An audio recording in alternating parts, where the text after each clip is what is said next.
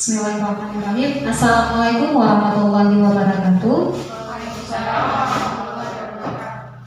Alhamdulillahirabbil alamin wassalatu wassalamu ala asyrafil anbiya'i wal mursalin wa ala alihi wa sahbihi ajmain. Pertama-tama dan yang paling utama, marilah sama-sama kita panjatkan puji dan syukur kepada Allah Subhanahu wa taala yang mana telah memberikan nikmat iman dan nikmat Islam yang seperti kita rasakan pada saat ini. Salawat beriring salam marilah sama-sama kita hantarkan kepada baginda Rasulullah SAW, karena beliaulah kita dapat merasakan zaman berevolusi yang penuh dengan ilmu, pengetahuan dan kecanggihan teknologi yang telah kita nikmati pada saat ini. Yang saya hormati Bapak Syahrul Kamar SPD selaku Kepala Sekolah UPTD SD Negeri 5 Pelimbang dan sebagai calon guru penggerak pada UPTD SD Negeri 5 Pelimbang. Dan yang saya hormati juga seluruh Dewan Guru yang telah berada di ruangan yang bersederhana ini guna mengikuti kegiatan aksi nyata sebagai salah satu tugas dari program guru penggerak. Baiklah Bapak Ibu, untuk mempersingkat waktu, kita akan memulai kegiatan utama kita. Marilah sama-sama kita akan melihat paparan beberapa informasi yang akan dipaparkan oleh Bapak Syahrul Kamar SPD dengan judul Diseminasi Penerapan Budaya Positif di Lingkungan Sekolah. Waktu dan tempat dipersilakan dengan segala hormat.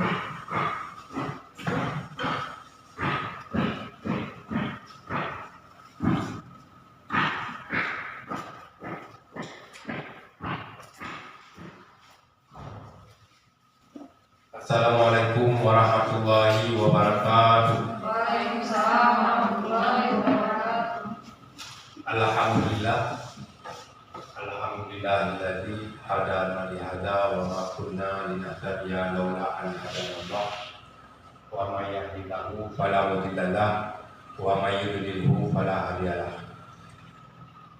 Pertama-tama mari sama-sama kita panjatkan puji syukur kehadirat Allah Subhanahu wa taala yang mana pada hari ini kita masih diberikan kesehatan, masih diberikan kesempatan sehingga kita dapat berkumpul di gedung ataupun ruang yang sederhana ini guna dan maksud yaitu untuk mengikuti acara aksi nyata yaitu diseminasi penerapan budaya positif di lingkungan sekolah, yaitu salah satu tugas dari aksi nyata sebagai saya guru penggerak dari SD Negeri 5 Pelimbang angkatan ke-11. Selawat dan salam mari sama-sama kita haturkan pangkuan dalam Nabi besar Muhammad SAW yang mana oleh beliau yang telah membawa umat manusia dari alam jahiliyah ke alam Islamiyah, dari alam kebodohan kepada alam yang penuh dengan ilmu pengetahuan seperti yang kita rasakan saat ini. Yang saya hormati Bapak Ibu Dewan Guru SD Negeri 5 Pelimbang. Dalam kesempatan ini, di hari ini, saya sebagai calon guru penggerak angkatan 11 dari SD 5 Pelimbang Kabupaten Biren, hari ini izinkanlah saya menyampaikan designasi penerapan budaya positif di lingkungan sekolah untuk Bapak Ibu SD Negeri 5 Pelimbang sebagai warga sekolah di 5 Pelimbang. Baiklah, kita mulai. Yaitu budaya positif ini berkolaborasi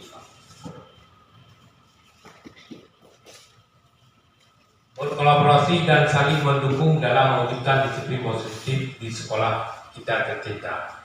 Nah, ini yang akan kita terapkan nanti untuk sekolah kita. Baiklah, Kita tentu mungkin pernah mendengar itu budaya positif. Apa itu budaya positif? Budaya positif adalah menciptakan lingkungan sekolah dan kelas yang mendukung proses belajar mengajar yang efektif, menghargai nilai-nilai kemanusiaan, dan mengembangkan potensi peserta didik secara optimal.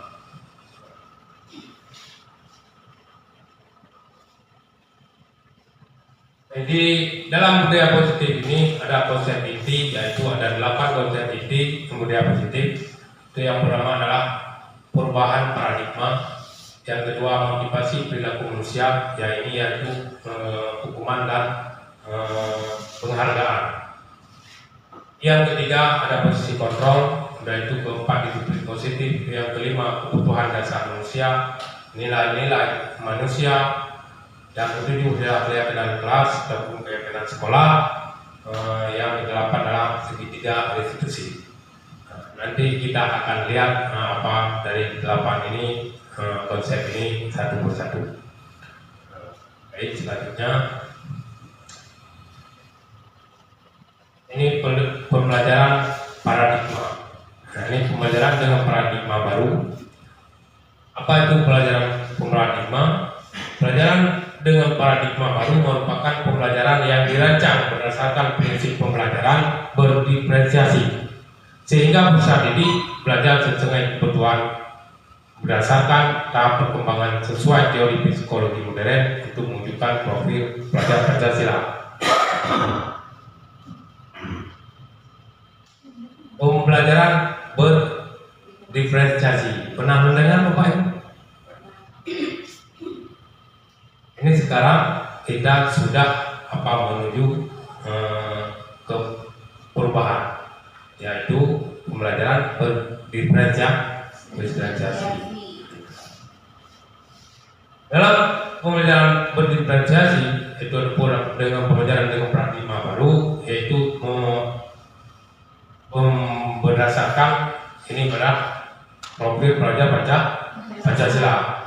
Itu yang di dalamnya ada yang pertama beriman, bertakwa pada Tuhan Yang Maha Esa, ada mandiri, bernalar kritis, dan itu ada kreatif, bertanggung jawab, dan kebinekaan global. Apa itu kebinekaan global? Kebinekaan global adalah menuju kepada istilahnya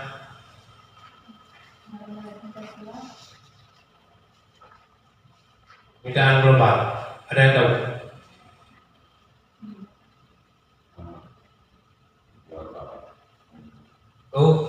Wawasan berpikir. Nah, inilah yang dimaksud dengan kebinekaan global. Next, selanjutnya perubahan paradigma, yaitu kegiatan kepala tangan. Ini yang ada masuk, misalnya ada A dan B. A dan B ini diumpamakan Anda dan teman Anda. Sobeklah secari kertas kecil, tuliskan benda atau sesuatu yang sangat berharga untuk Anda. Letakkan di salah satu tangan Anda dan genggam benda sesuatu tersebut dengan segala daya. Buatlah sebuah kepala. Teman Anda B akan mencoba dengan sekuat tenaga dengan berbagai cara untuk meminta Anda memberikan benda tersebut. Sedangkan B bisa membujuk, mengancam, menghadik, merayu, menyuap apa saja agar dapat membuka kepala tangan Anda. Apa yang terjadi?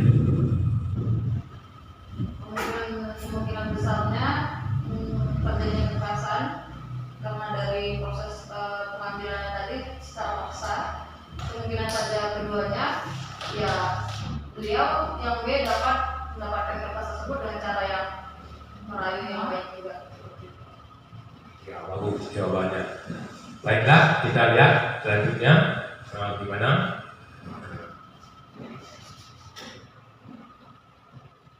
ini mengubah paradigma stimulus respon ke pendekatan teori kontrol. Ini ada hubungan dengan yang kasus di belakang tadi. Stimulus respon. Ini kalau dulu kita sering melakukan tindakan yaitu namanya dengan stimulus respon. Sekarang sudah merubah ke teori kontrol. Kita mencoba mengubah orang agar pandangan sama dengan kita. Sedangkan yang sekarang adalah kita berusaha memahami pandangan orang lain tentang dunia. Misalnya begini, kalau kita jadi guru, apapun yang kita tetapkan suatu peraturan, anak-anak itu harus mematuhi sesuai yang aturan yang telah kita tetapkan. Ini yang untuk yang pertama adalah stimulus respon. Sedangkan untuk teori kontrol, kita berusaha memahami pandangan orang lain tentang dunia. Bukan seperti apa yang kita tetapkan seperti itu harus diikuti, tapi dia mungkin mempunyai pandangan-pandangan sendiri, pendapat-pendapatnya yang harus kita respon. Seperti itu. Dan itu perilaku buruk dilihat sebagai suatu kesalahan. Sedangkan di teori kontrol adalah semua perilaku memiliki tujuan. Misalnya begini, kalau kita umpamakan itu, sedangkan di perubahan yang dilakukan itu adalah mempunyai tujuan. Contohnya begini, misalnya ada anak murid itu di kelas tertidur, tidur dalam kelas. Sudah itu kita langsung menganggap itu adalah suatu perilaku buruk. Itu yang terjadi di stimulus respon. Padahal di teori kontrol itu anak itu punya tujuan. Kenapa dia sampai tertidur di kelas? Ini kita pasti melihat penyebabnya kenapa dia tidur di kelas. Mungkin dia ingin istirahat. Kenapa dia istirahat di kelas? Mungkin itu pengaruh di rumahnya, dia tidak tempat istirahat.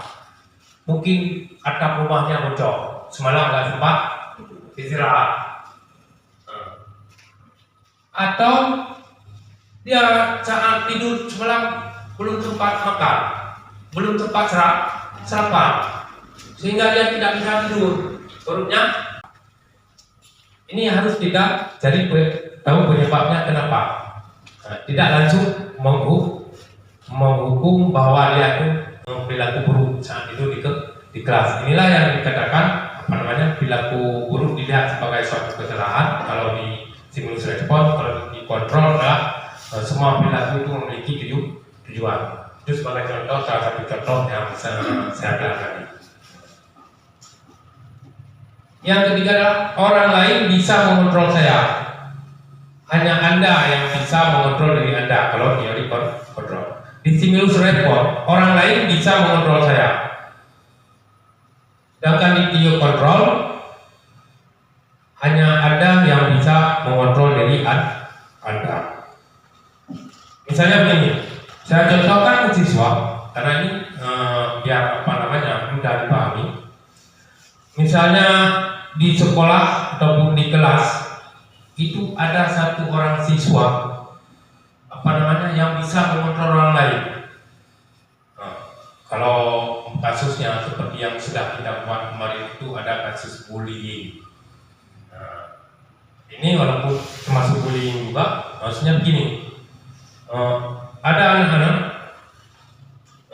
yang dia itu malas, dia sering berharap pada orang lain. Di saat buat tugas, ya ada anak yang pandai di kelas, dia selalu mengharap tugas-tugasnya dari anak tersebut. Jadi anak tersebut karena dia si anak ini yang A ini yang tadi yang suka mengharap, si B ini dia selalu kasih jawaban dari tugas-tugas tersebut. Kenapa? Dia kasihnya bukan karena ikhlas, bukan karena senang, tapi karena dia takut, karena ancaman. Berarti dia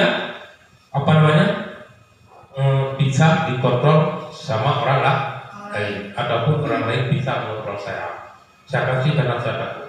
Tapi di teori kontrol, anak si B tadi, walaupun si A ini yang minta jawabannya, dia tidak kasih. Kenapa? Karena dia tahu itu bahasa salah. Dia tidak takut. Karena anggapannya hanya saya yang bisa mengontrol diri saya, dan apa yang saya lakukan itu adalah benar. Ini yang ketiga. Yang keempat adalah pemaksaan ada pada saat rujukan gagal. Ini adalah stimulus respon yang sering dilakukan yang kita lakukan dulu, baik kita ataupun orang lain. Tapi sekarang sudah mengubah paradigma yang sekarang adalah kolaborasi dan konsensus menciptakan pilihan baru. Ini teori kontrol. Contohnya apa? Misalnya saya contohkan guru olahraga. Guru olahraga ada program, misalnya ada program ekstrakurikuler. Di saat program ekstrakurikuler, guru olahraga tersebut ini menganjurkan semua siswa, untuk semua siswa kita buat kegiatan ekstrakurikuler, yaitu permainan sepak bola. Yaitu tim permainan sepak bola, kita akan melakukan latihan di hari Minggu. Kita buat hari Minggu. Setelah dia umumkan, dia ini ke murid-muridnya, dia sampaikan, ternyata saat hari Minggu itu banyak siswa yang tidak ikut, hanya sebagian itu, banyak yang tidak ikut. Jadi si guru ini pas hari selanjutnya dia mengenakan ke murid-murid. Pertama dari awal memang sudah dikatakan, apabila anak-anak ini ikut ekstrakurikuler di hari Minggu, nanti saya akan menambahkan nilai di pelajaran PDOK. Nilainya akan saya kasih maksimal. Ternyata anak-anak walaupun dibilang itu tidak ikut. Besoknya karena dia tidak ikut, dia memaksa. Ini kalau memang tidak ikut, nanti saya tidak kasih nilai. Tidak kasih nilai bagus. Jadi karena diancam seperti itu, anak-anak untuk selanjutnya ikut semua. Tapi keikutsertaan anak-anak itu, murid-murid itu bukan karena kerelaan. Itu karena paksaan karena untuk mendapat nilai bagus. Kalau dia tidak ikut, dia tidak dapat nilai bagus. Makanya dia ikut. Ini dikatakan pemaksaan ada pada saat rujukan gagal. Di saat dia kan udah bujuk-bujuk tadi. Ini hari Minggu udah bilang ini, saya kasih bilang, tetap tidak ikut. Udah itu dia mengancam dengan nilai, sehingga anak-anak ikut. Ini adalah paradigma yang dulu, yaitu stimulus respon. Untuk sekarang itu sudah terjadi teori kontrol, kolaborasi dan konsensus menciptakan pilihan baru. Ini masih kasus yang sama, guru olahraga tadi. Ini anak-anak kita akan buat ekstrakurikuler pembinaan tim bola itu di latihannya di hari Minggu.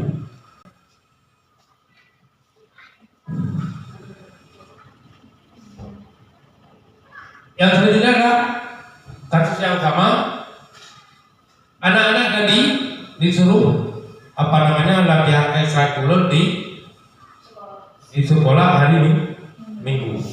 Nah, dia tidak menyampaikan dia akan mengasihi rasanya. Nah, cuma itu arahannya. Tapi ternyata anak-anak tidak banyak yang datang juga. Nah, langkah apa yang diambil ini untuk direkod? Karena guru ini lihat anak-anak tidak datang di hari Minggu, dia buatlah suatu rapat untuk yang selanjutnya, dipanggil guru-guru, dipanggil anak yang bersangkutan yang tidak hadir tersebut. Sudah itu perlu dipanggil orang tuanya, duduk bersama, dimusyawarah, mencari apa sebabnya anak-anak tidak ikut.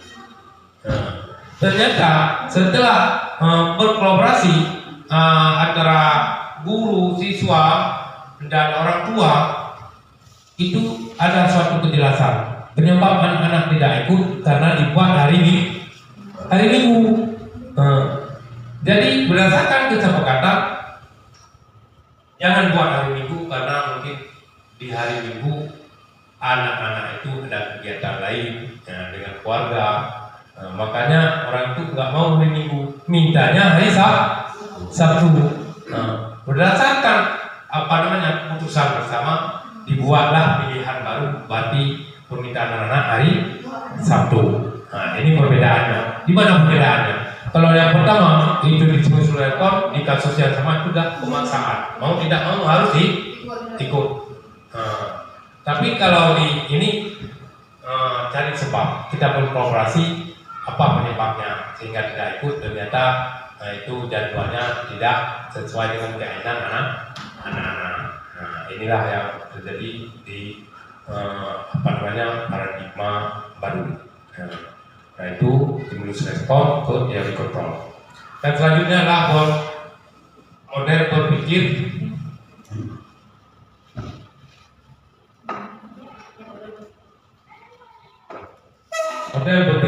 menang kalah. Dan yang teori kontrolnya adalah model berpikir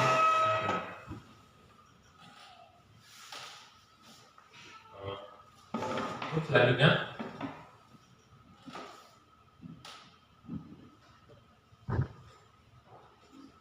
ini konsep yang kedua adalah disiplin positif. Ini disiplin positif juga termasuk dari 8 dari konsep budaya positif tadi. Yang pertama paradigma baru, yang kedua adalah disiplin positif. Disiplin positif menekankan pembelajaran melalui pemahaman hubungan, bukan melalui hukuman atau intimidasi. Ini intinya. Disiplin positif bukan sekedar patuh pada aturan atau takut akan hukuman, tapi tentang kontrol diri, motivasi internal, dan tanggung jawab atas tindakan. Disiplin positif memungkinkan kita untuk mencapai potensi kita, bertindak sesuai dengan nilai-nilai yang kita yakini, dan memperoleh kemerdekaan sejati. Sebagai pendidik, tujuan kita adalah membantu peserta didik, mengembangkan disiplin diri mereka sendiri agar mereka bertindak dengan integritas dan motivasi esensial. Nah, ini yang dimaksud dengan disiplin positif.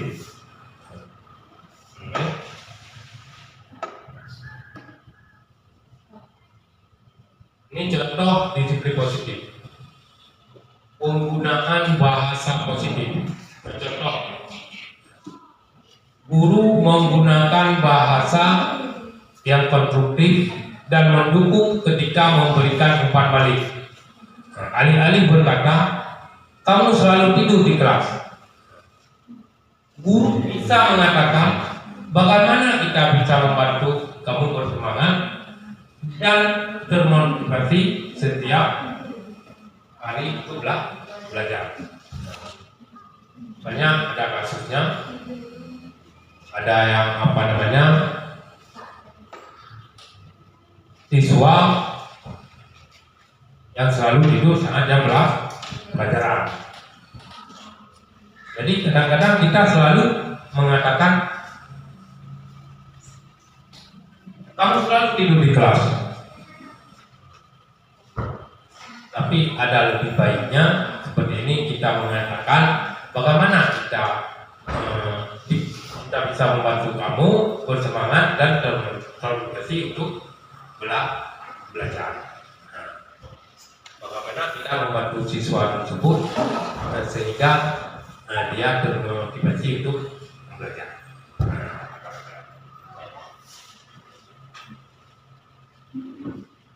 Nilai-nilai kebajikan. Nilai yang disepakati bersama lepas dari agama, suku bangsa, bahasa maupun latar belakangnya. Yang pertama itu ada nilai profil pelajar Pancasila.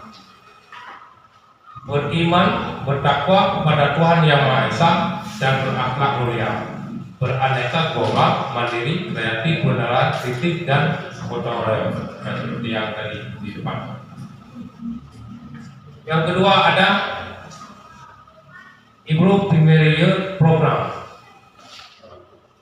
yaitu toleransi, rasa hormat, integritas, mandiri, menghargai, dan seterusnya. Seperti yang tertampil di depan. Nah, itu ada keterampilan hidup, life skill.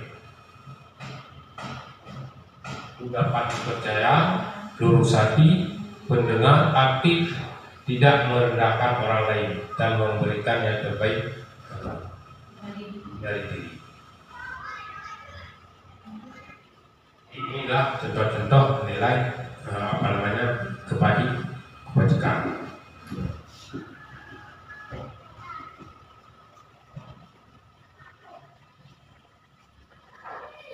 Yang pertama itu contoh nilai kebajikan adalah tanggung jawab.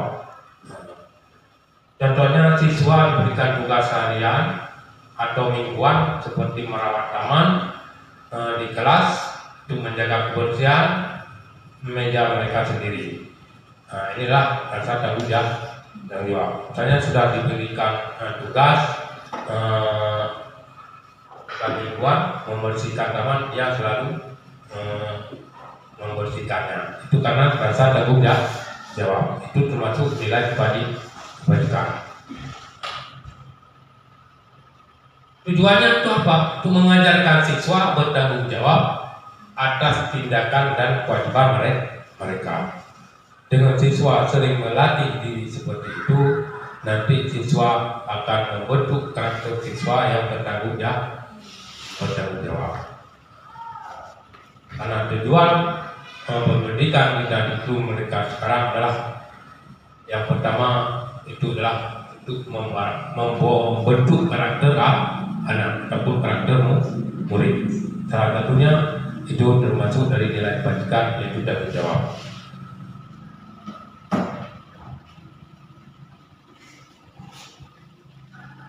Kebutuhan dasar manusia. Itu selanjutnya konsep dari budaya positif itu adalah kebutuhan dasar manusia. Itu ada 5 kebutuhan dasar manusia. Yang pertama adalah bertahan hidup. Sudah itu kasih sayang, ada kebebasan, kesenangan dan penguasaan. Itu adalah kebutuhan dasar manusia. Nah, kita lihat apa arti bertahan hidup, kasih sayang, penguasaan, atau kebebasan dan kesenangan. Nah, ini contoh 5 kebutuhan dasar manusia. Bertahan hidup. Nah, contohnya adalah makanan, pakaian, tempat tinggal, keamanan dan kesehatan.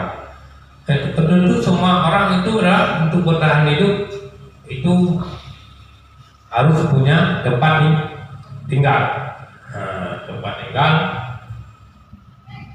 Yang kedua itu harus ada makanan. Yaitu keamanan. Jangan merasa hidupnya terancam. Dan itu ada kesehatan, itu juga lebih penting. Yang ini termasuk adalah salah satu contoh kebutuhan dasar manusia yaitu bertahan hidup.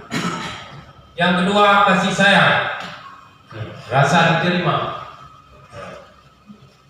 Rasa diterima, dipedulikan, berbagi, kerjasama, menjadi bagian dalam kelompok.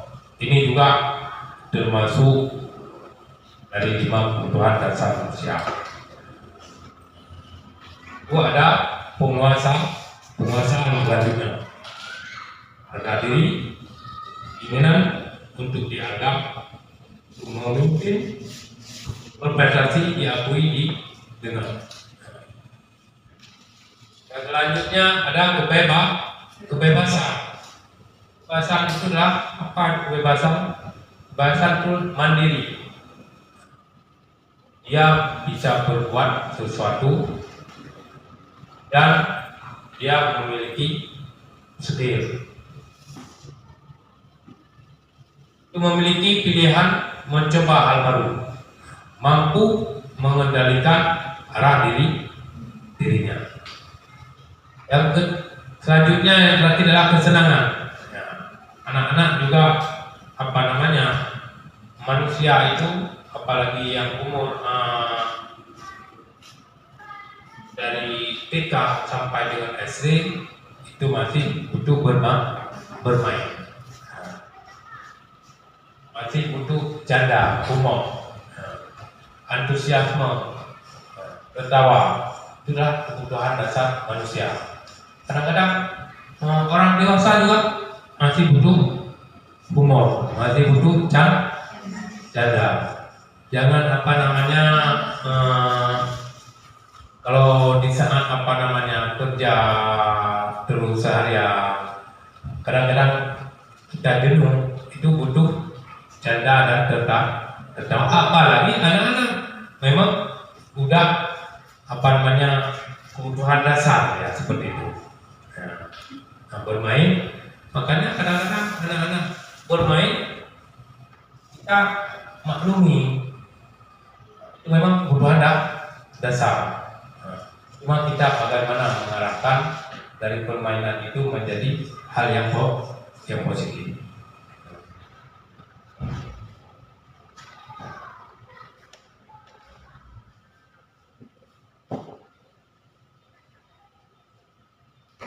Motivasi perilaku manusia. Ini adalah yang selanjutnya daripada budaya positif. Ini termasuk motivasi perilaku manusia. Yang di dalamnya ada hukuman dan penghargaan. Perilaku dasar manusia ini ada 2. Yang pertama adalah internal, yang kedua adalah eksternal. Yang mana internal? Untuk menjadi orang yang mereka inginkan dan menghargai diri sendiri dengan nilai-nilai yang mereka percaya. Ini adalah termasuk perilaku internal. Yang mereka mempunyai keinginan sendiri.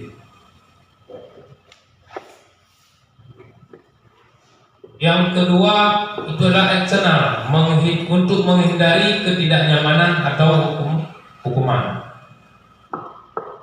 untuk mendapatkan imbalan atau penghargaan dari orang lain. Ini adalah perilaku eksternal.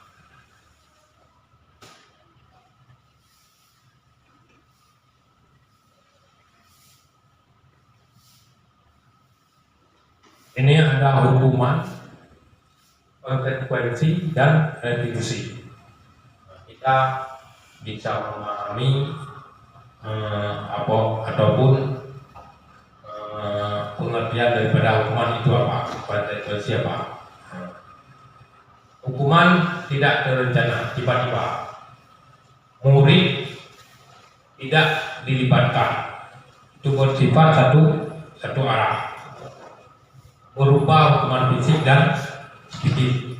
Nah, itu yang dinamakan hukuman. Kalau konsekuensi itu terencana, bedanya dengan hukuman, disepakati sesuai peraturan. Murid tetap dibuat tidak nyaman. Sikap guru selalu memonitor ini beda antara hukuman dan konsekuensi. Yang ketiga adalah restitusi. Bapak Ibu sering mendengar restitusi, apalagi di sekarang program kurikulum merdeka. Pernah dengar restitusi? Apa itu restitusi? Yaitu proses menciptakan kondisi bagi murid untuk memperbaiki kesalahan, proses kolaboratif yang mengajarkan murid untuk mencari solusinya sendiri.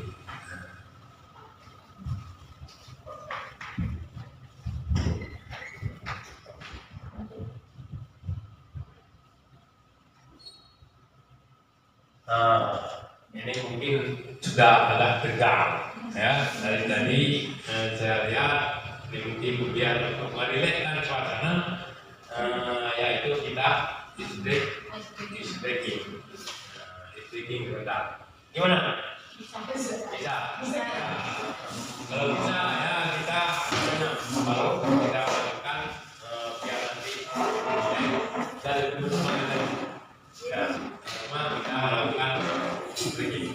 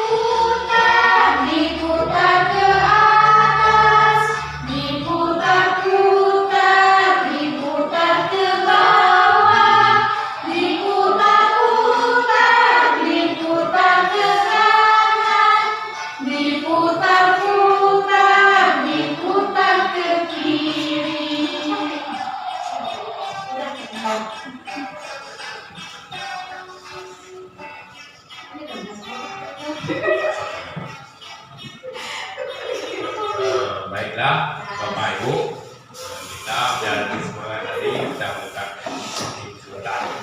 Nah ini kita mulai lagi kan? Baiklah, ayo kita lanjutkan.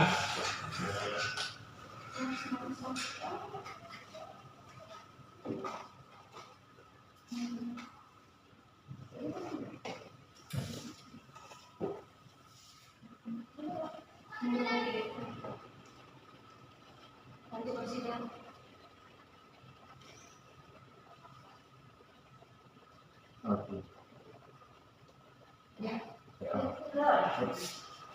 Maju dulu. Ya. Mari kita lanjutkan diskusi. Selama refleksi nanti dan dari kita akan ada.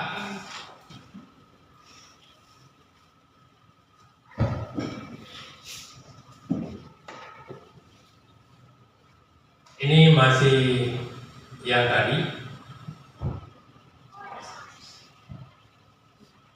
Yang pertama itulah tugas perbedaan hukuman dan konsekuensi. Ini yang perlu kita tahu. Pertama tindakan guru. Ini bapak ibu, ya kan? Bapak ibu lihat itu yang mana sebagai hukuman. Ini dari kasus ini, ada berapa kasus? Itu yang mana hukuman, dari mana konsekuensi. Menurut bapak ibu, itu mencatat 100 kali di bawah hukum kalimat, saya tidak akan terlambat lagi karena terlambat sekolah. Itu masuk mana? Hukuman atau konsekuensi? Hukuman, sepakat. Hukuman. Udah itu lari mengelilingi lapangan basket 2 kali karena terlambat hadir ke sekolah. Itu masuk mana?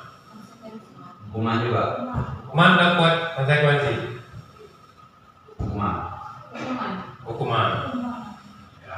Ingat yang pertama tadi apa? Hukuman. Yang kedua hukuman. Dan itu mengamati kertas tugas teman yang tidak dicoret-coret. Masuk mana? Hukuman atau konsekuensi? Sudah itu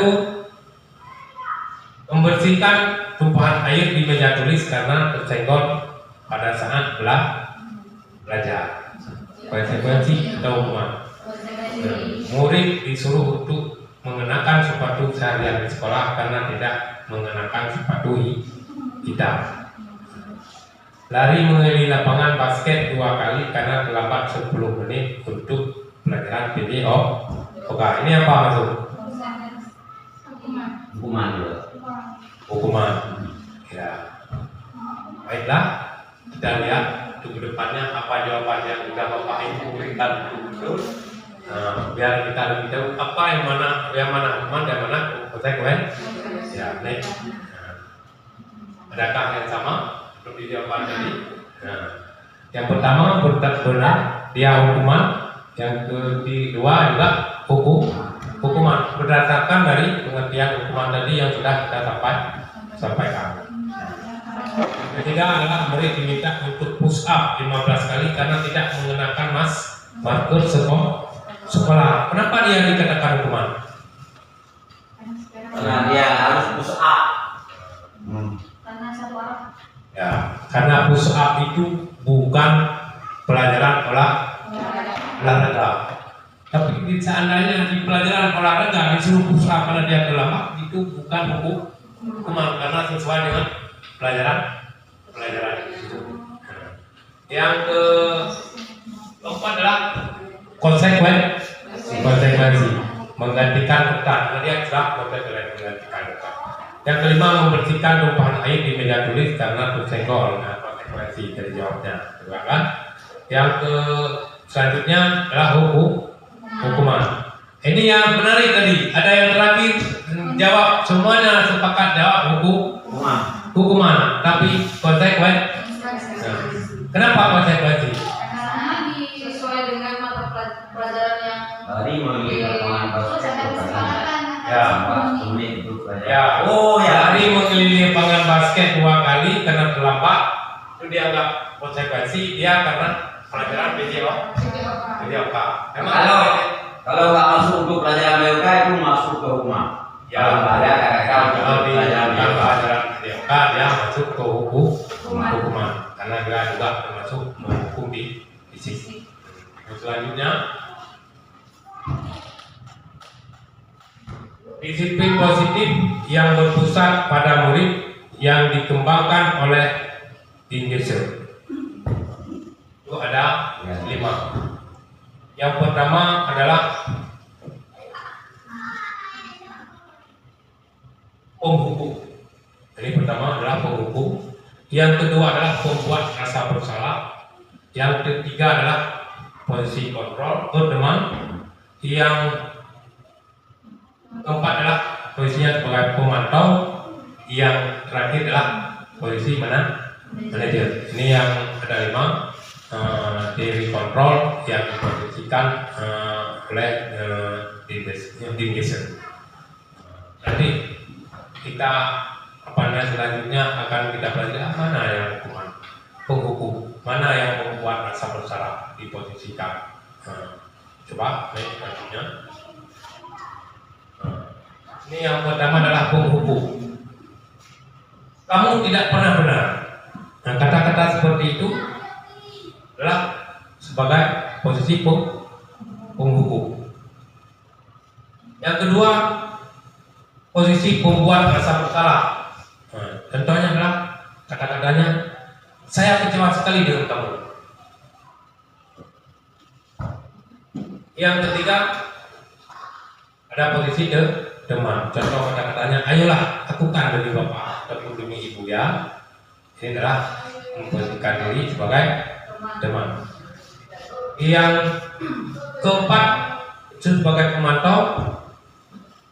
Itu kata-katanya, misalnya, kamu tidak mendapat nilai jika tidak mengerjakan tugas. Ini adalah kata-kata yang memposisi diri sebagai pemantau. Yang terakhir adalah apa rencana kamu untuk menyelesaikan masalah ini? Nah, inilah kata-kata yang posisi diri sebagai manajer. Posisi kontrol apakah aku? Nah, itu masing-masing ada jawaban di nomor selanjutnya. Penerapan posisi kontrol. Contoh kasus siswa terlambat ke sekolah. Nanti ini yang dimaksud kita berada di posisi mana. Ini misalnya ada contoh kasusnya seperti ini, siswa terlambat ke sekolah. Kalau berada di posisi penghukum, jalan jongkok dari gerbang sekolah sampai pintu ke kelas karena dia terlambat. Posisi penghukum dia akan mengatakan seperti itu tindakannya. Kalau pembuat merasa bersalah di kasus yang sama dari terlambat sekolah, berapa kali bapak harus memberitahu kamu? Kamu selalu saja mengecewakan bapak. Nah, ini adalah pembuat rasa bersalah. Karena kata-kata seperti itu anak-anak merasa bersalah. Karena tidak melakukan kesalahan yaitu terlambat ke sekolah. Kalau posisi teman bagaimana? Ayolah ikuti aturan sekolah. Tolong ngertiin bapak. Kali-kali jangan seperti ini lagi ya. Nah, ini memposisikan diri sebagai teman.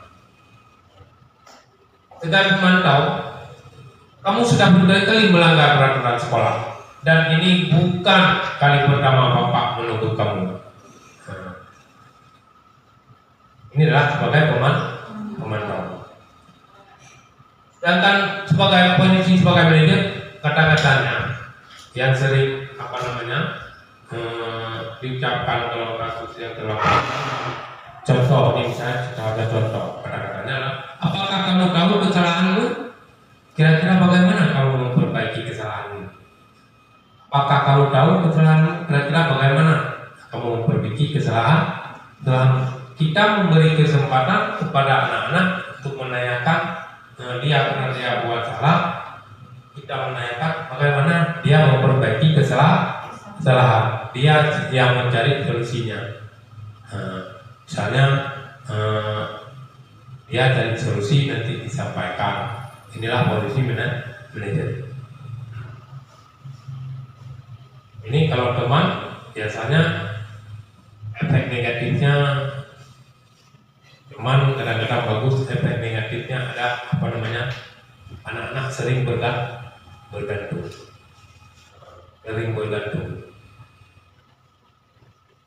Oke, selanjutnya.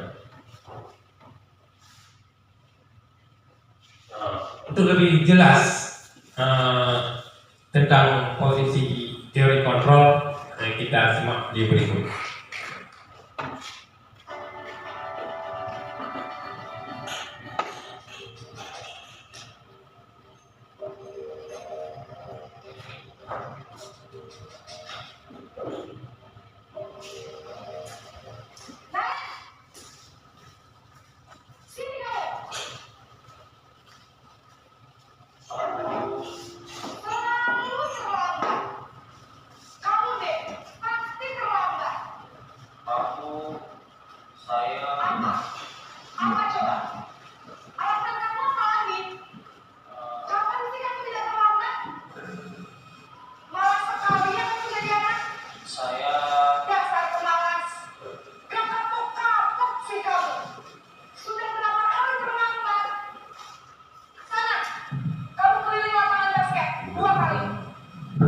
saya harus beli lapangan basket, Bu? Kenapa? Kamu melawan ibu? Berani-beraninya jawab. Sudah terlambat, masih berani jawab pula. Sekarang, keliling lapangan basket 5 kali sekalian. Biar kapok. Cepat.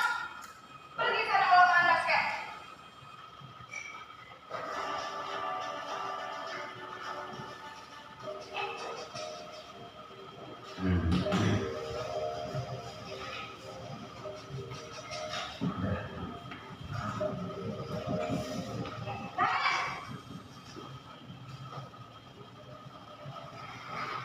Assalamualaikum, Bu.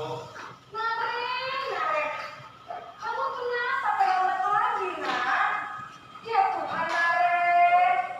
Kamu senang ya bikin ibu susah ya? Kalau kamu terlambat lagi, nanti ibu yang ditegur bapak kepala sekolah, nak. Disangka ibu tidak bisa membina kamu. Duh, gimana ini? Maaf, Bu. Duh, Gusti Naren. Kamu suka ya kalau ibu ditegur bapak kepala sekolah? Terus, sekarang ibu harus tulis apa ini di buku absen? Ini kamu sudah sering terlambat loh. Ibu harus apa coba? Maaf, Bu. Maaf sekali. Ya sudah, lain kali jangan bikin ibu susah lagi ya nak ya. Ibu tidak akan kuat lagi kalau kamu gini terus. Bisa jantungan kalau ibu tegur bapak kepala sekolah. Sana cepat kelas. Maaf ya, Bu. Maaf sekali. Posisi pembuat merasa bersalah berbicara dengan nada tenang.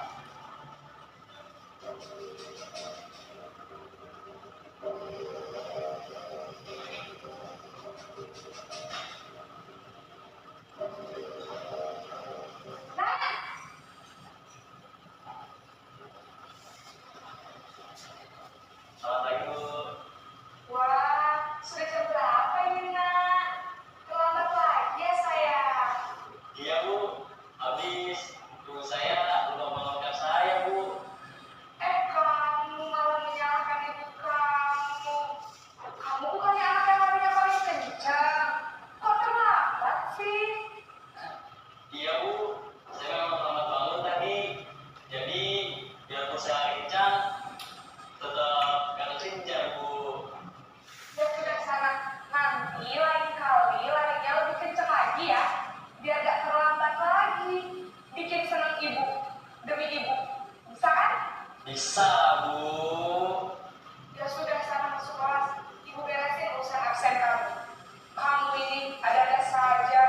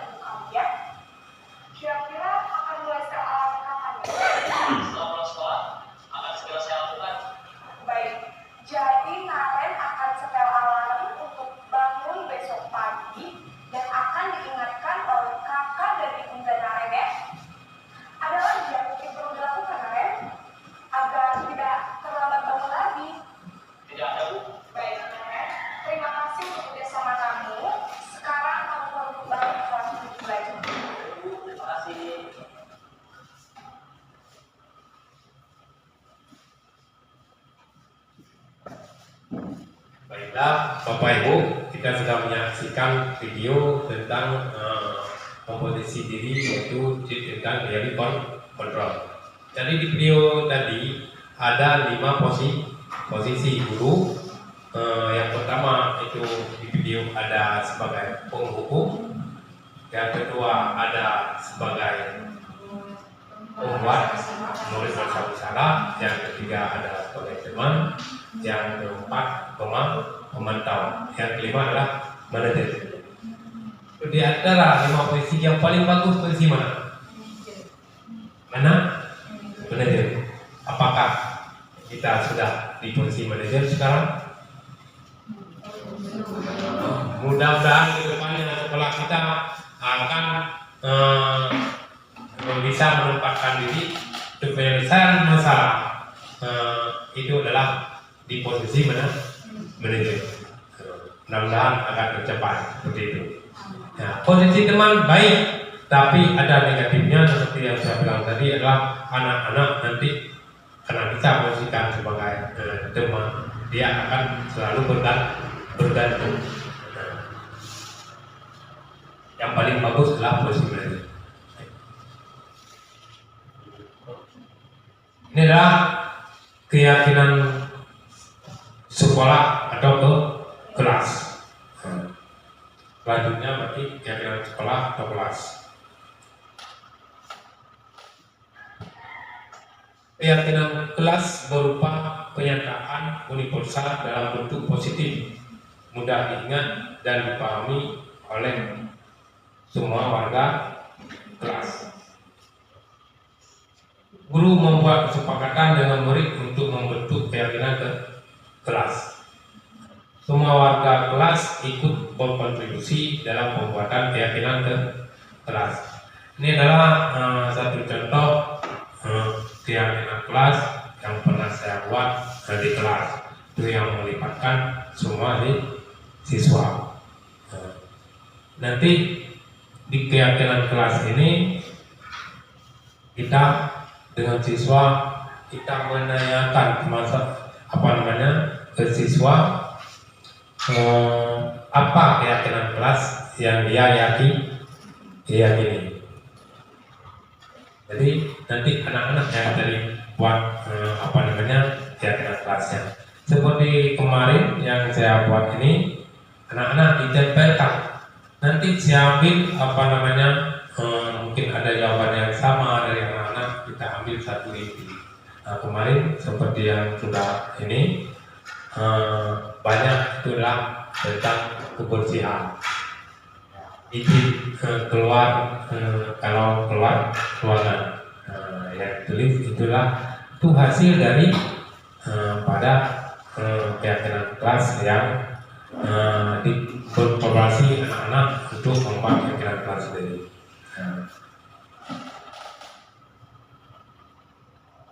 Selanjutnya, ini ada contoh-contoh poin keyakinan kelas, itu banyak keyakinan kelas, bukan seperti yang saya sebutkan tadi, tapi masih banyak yang lain yang relevan untuk sekolah dasar. Ini coba itu bisa dibaca-baca. Ini yang dicontoh ada 9. Jadi di slide selanjutnya ini juga masih keyakinan kelas. Ini seperti inilah contoh-contoh keyakinan kelas. Itu ada menyelesaikan masalah secara damai. Kadang-kadang nanti kejuran ataupun debitan.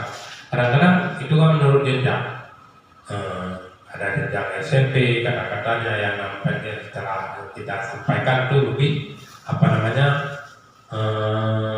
lebih tinggi kata-katanya ataupun lebih bagus kalau anak-anak kita, nanti kita bisa sesuaikan dengan kita ambil kesimpulan dari hasil keyakinan kelas anak-anak menurut jenjang. Kalau kita sekolah dasar, tapi disesuaikan yang relevan dengan sekolah dasar.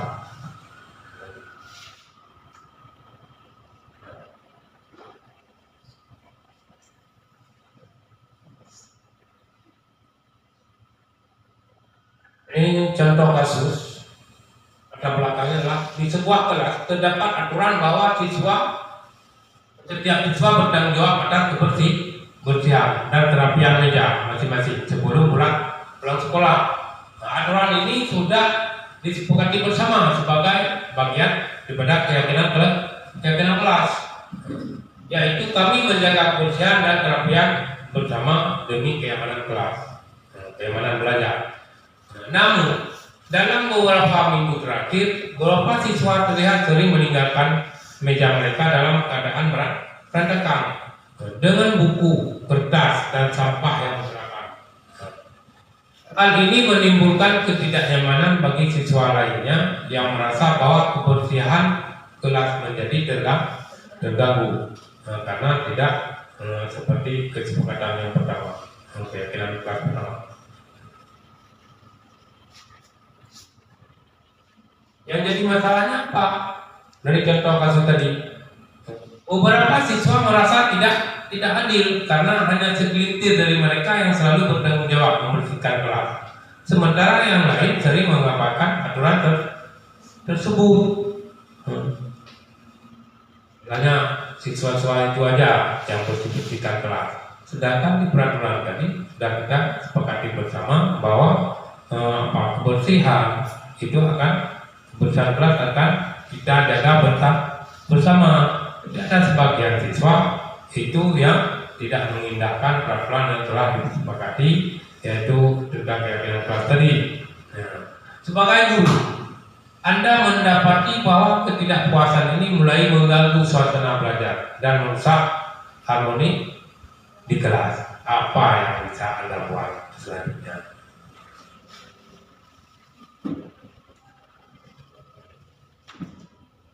Mari kita diskusikan. Dari kasus tadi, mari kita diskusikan sebagai guru apa yang bisa kita buat untuk mengatasi situasi tersebut. Bagaimana kita sebagai guru akan yang pertama menangani situasi ini. Yang kedua, bagaimana kita bisa menggunakan keyakinan kelas yang sudah disepakati untuk menyelesaikan masalah ini. Apa langkah-langkah yang bisa kita ambil untuk memastikan semua siswa merasa bertanggung jawab terhadap kebersihan kelas? Ini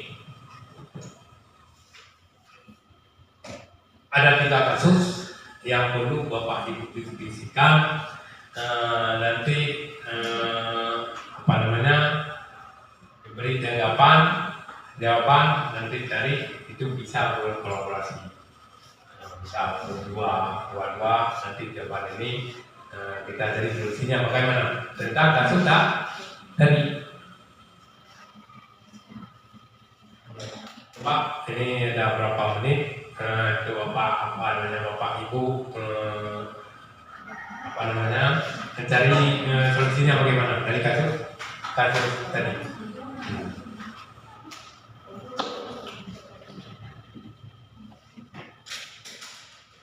Mungkin sedikit dari saya, Pak. Ya baik, Ibu. Bu, saya dari Bu Nena. Saya mungkin akan mencoba menjawabnya dari pertanyaan yang nomor 1. Itu bagaimana kita sebagai guru.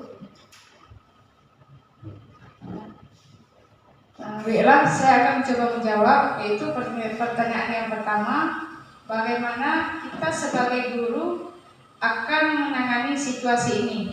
Nah, mungkin menurut saya langkah pertama itu yang perlu kita lakukan, yang pertama yaitu mengadakan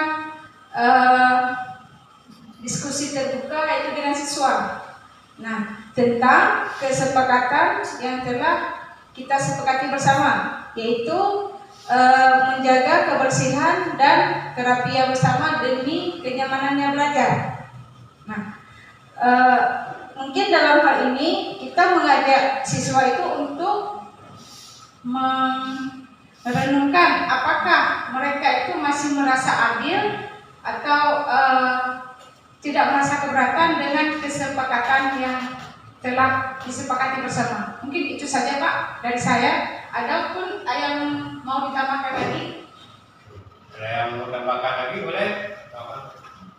Baiklah, saya sedikit menambahkan dari Bu Nazalena. Jadi menurut saya sebelum kita membuat kesepakatan kelas, kita juga harus membuat kesepakatan konsekuensi dari apabila siswa ini tidak melaksanakan kesepakatan kelas.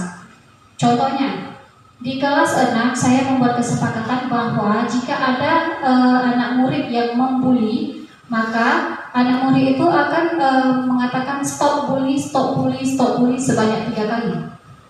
Jadi saat anak ini melakukan kesalahan, dia tanpa ditegur sama orang pun dia akan sadar bahwa setelah ini saya akan mendapatkan konsekuensi seperti ini.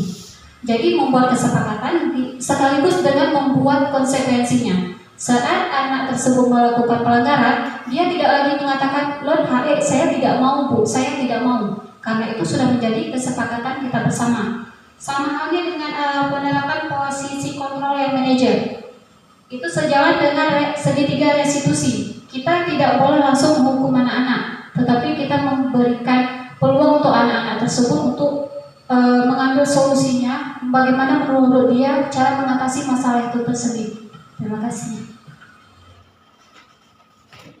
Baik, terima kasih luar biasa Bapak Ibu yang sudah mencari solusi. Ada lagi yang menjawab?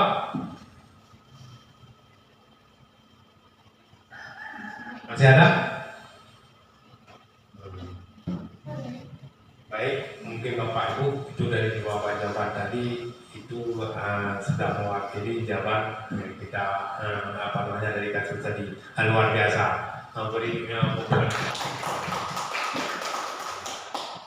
Selanjutnya ini segitiga restitusi. Ini juga salah satu dari penerapan budaya positif. Apa itu segitiga restitusi? Adalah sebuah model yang digunakan dalam pendidikan, khususnya dalam pendekatan disiplin positif, untuk membantu siswa memahami dan memperbaiki perilaku yang tidak sesuai. Model ini dikembangkan oleh Education dan berfokus pada pemulihan hubungan dan memperbaiki perilaku. Itulah yang dimaksud dengan segitiga restitusi.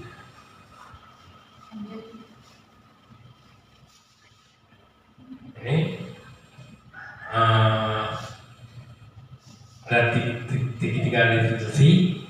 Ini yang pertama adalah menstabilkan identitas.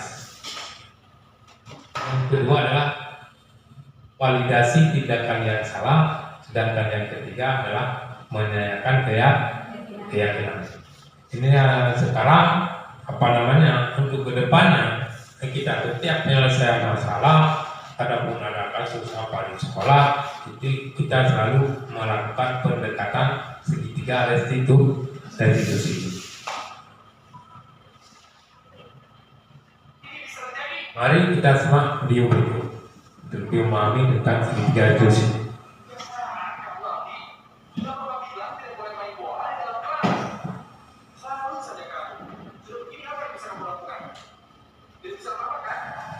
Maaf Pak, sudah jangan ulangi lagi.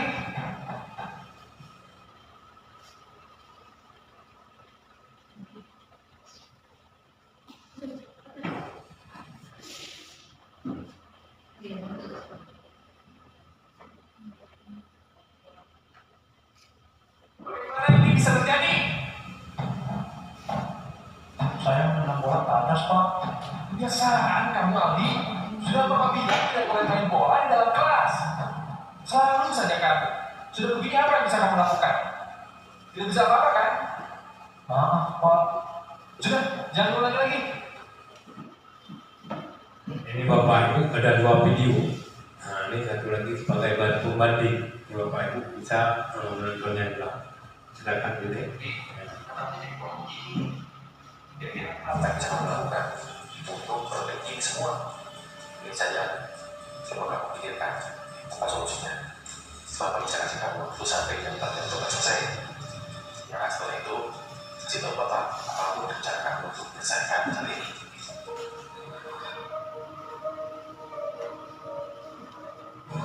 Maaf Pak, sepertinya saya harus mengembalikan menggunakan telepon, tapi saya masuk ke uang Pak. Saya juga tidak punya uangnya, tidak tahu caranya.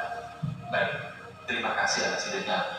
Ini saja, Bapak bisa bantu kamu bicara dengan orang tua kamu untuk menceritakan masalah ini dan juga masalah uang.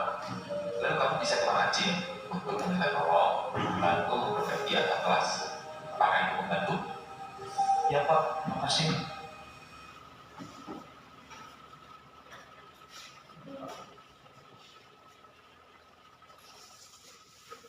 Itulah Bapak Ibu, tadi ada dua video pembanding dalam video yang pertama dengan video yang kedua. Yang pertama, kasus pertama itu tidak melakukan pendekatan penyelesaian masalahnya, pendekatan segitiga restitusi. Sedangkan yang video kedua sudah melakukan pendekatan segitiga restitusi. Karena di segitiga restitusi tadi, yaitu yang pertama itu guru, yaitu tentang menampilkan identitas, menanyakan apa kesalahannya. Ya. Sudah itu ada validasi tindakan yang salah. Bahwa itu guru tersebut mengatakan bahwa inilah tindakan yang dilakukan bahwa salah. Setelah melakukan itu dua, satu lagi adalah menanyakan keyakinan. Kira-kira apa yang bisa kamu lakukan untuk memperbaiki kesalahan tersebut? Nah, kita menanyakan kepada siswa tersebut, murid tersebut untuk apa solusinya dia cari sendiri. Inilah yang dikatakan segitiga restitusi.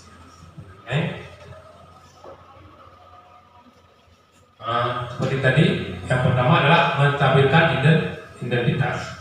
Itu Bapak Ibu coba bisa perhatikan kemudian setelah itu adalah menampilkan identitas merupakan dasar dari tiga restitusi yang bertujuan mengubah identitas anak yang bersalah dari orang gagal menjadi orang sukses. Nah, ini yang pertama. Berbuat salah itu tidak apa-apa. Tidak ada manusia yang sempurna. Kita bisa menyelesaikan masalah ini. Nah, ini contoh kata-katanya dari menampilkan identitas. Selanjutnya,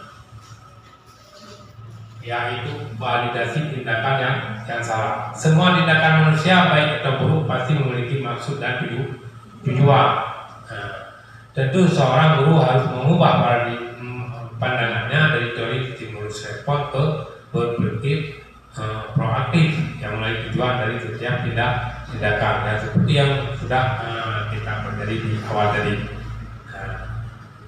Itu kalimatnya biasa, itu udah tindakan yang salah. Itu kamu pasti punya alasan mengapa kamu melakukan itu.